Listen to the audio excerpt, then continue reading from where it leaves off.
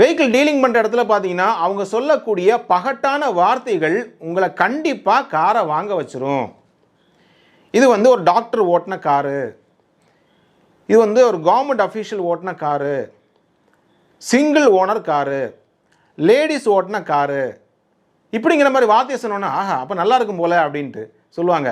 உண்மையிலேயே நீங்கள் பாருங்கள், ஒரு டாக்டர் ஓட்டின கார் அப்படின்னா என்ன, அந்த கார் ரோட்டில் போகாமல் என்ன ஆகாயத்தில் போகும்? யோசிச்சு பாருங்கள்.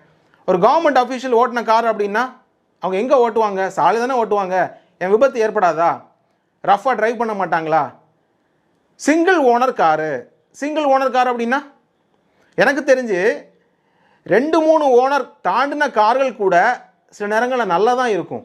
சிங்கிள் ஓனர் காரை பார்த்தீங்கன்னா போட்டு நல்லா ஓட்டியிருப்பாங்க மோசமான சாலைகள். அதனால் சிங்கிள் ஓனர் காராக இருப்பதாலோ, ஒரு லேடிஸ் டிரைவிங் பண்ணாங்க அப்படின்னு சொன்னதுனாலையோ, டாக்டர் ஓட்டினதுனாலையோ, இன்ஜினியர் ஓட்டினதுனாலையோ ஒரு கார் நல்லா இருக்கணும் அப்படிங்கிற அவசியமே கிடையாது. ஸோ அந்த வார்த்தைகள்லாம் நீங்கள் கேட்கவே செய்யாதீங்க. ஃபஸ்ட்டு நீங்கள் அந்த கார் நல்லா இருக்கா அப்படிங்கிறத நீங்கள் தான் செக் பண்ணணும். அப்போ எப்படி செக் பண்ணணும் அப்படின்னா, ஒரு மெக்கானிக்கை கூட்டு போகணும். இப்போ உதாரணத்துக்கு ஹிண்டாயோட i20 நீங்கள் பார்த்து வச்சுருக்கீங்க அப்படின்னா, ஹிண்டாய் கம்பெனிக்கு போய் அங்கே போயிட்டு அங்கே இருக்கக்கூடிய ஒரு சீஃப் மெக்கானிக் இருப்பாங்கல்ல, அவங்ககிட்ட போயிட்டு சார் நீங்கள் வேலை முடிஞ்ச பிறகு நீங்கள் கொஞ்சம் வந்தீங்க அப்படின்னா அதை பார்த்து எனக்கு சொல்லுங்கள். கார் நல்லா இருந்தாலும் சரி, நல்லா இல்லைனாலும் சரி, எனக்கு தெளிவாக சொல்லிடுங்க, உங்களுக்கு உள்ள பேமெண்ட்டை நான் கொடுத்துட்றேன் அப்படிங்கிற மாதிரி சொல்லிட்டீங்க அப்படின்னா, அந்த சம்மந்தப்பட்ட கம்பெனிலேருந்து வரும்பொழுது அவங்களால கிட்டத்தட்ட ஒரு 80% ஜட்ஜ் பண்ணிட முடியும் அந்த காரை பற்றி. அதாவது இப்போ மாருதியில் ஒர்க் பண்ணக்கூடிய ஒரு மெக்கானிக்கால் ஹிண்டாயோட என்ஜினை கரெக்டாக ஜட்ஜ் பண்ண முடியாது. சின்ன டிஃப்ரென்ஷியல் இருக்கும் ஒவ்வொன்றுக்கும். அப்போது அந்தந்த கம்பெனி மெக்கானிக்கை நீங்கள் கூட்டு போய் பார்த்துட்டு தேர்ந்தெடுத்தீங்க அப்படின்னா ஓரளவுக்கு நல்ல கார்கள் அமையும்.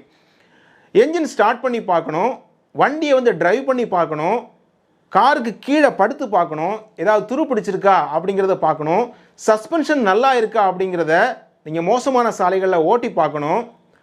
ஸ்டேரிங் ஒரு பக்கம் இழுக்குதா, ரோட்டில் போகும்போது ஒரு பக்கம் லெஃப்ட் ரைட் இழுக்குதா அப்படிங்கிறத செக் பண்ணி பார்க்கணும். என்ஜினோட சவுண்ட் எப்படி இருக்குது அப்படிங்கிறத பார்க்கணும், ஸ்பீடாக போய் பார்க்கணும்.